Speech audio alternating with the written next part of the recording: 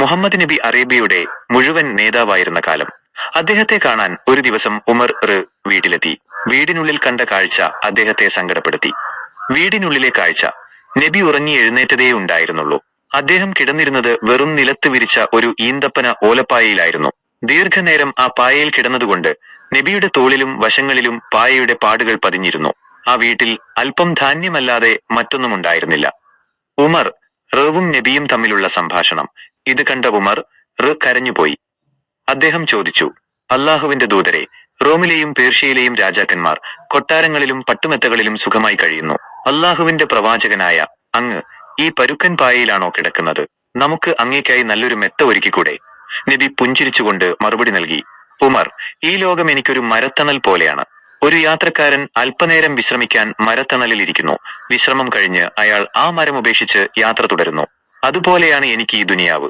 അവർക്ക് ഈ ലോകത്തെ സുഖങ്ങൾ മതി, നമുക്ക് പരലോകത്തെ സുഖങ്ങൾ മതിയല്ലോ.